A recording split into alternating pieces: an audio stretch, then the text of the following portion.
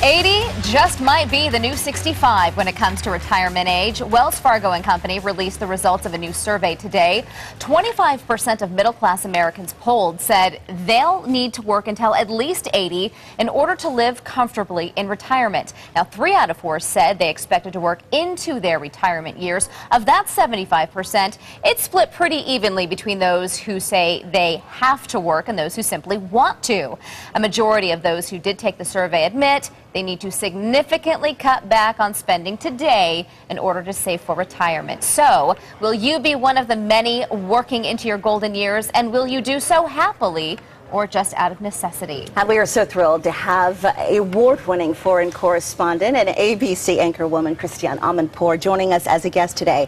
You saw the numbers. Is 80 the new 65? Well, listen, perhaps, but you know, it's, as you said, some of them will do it voluntarily and because they want to, because they feel good, because yes, 80 could be the new 65 for so many Americans, so many people who have taken advantage of the incredible health care that we all have right now that our parents and grandparents' generation didn't have. On the other hand, some people will be forced to because they simply are not able to retire comfortably. And look, the middle class in this country is being squeezed, has been squeezed for many, many decades now, and there is a real crisis in the whole disparity of income and all this, you know, this situation. So I think that just as people here will have to probably work longer than they expected, the government will also have to decide whether they're going to raise the mandatory retirement age, just as they're looking at it in Europe and around the world as well. And there still is that question of Social Security, and will it still be around, and if so, in what capacity, and how much will we benefit from I love that that article said live comfortably. We're not talking about living above our means. We're not talking about traveling and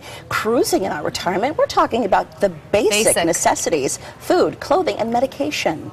Yeah, no, it is. It's getting very, very difficult. And look, we're in this incredible era of economic crisis, and everything's in play right now, including entitlements, Social Security, all those big programs that people have depended on.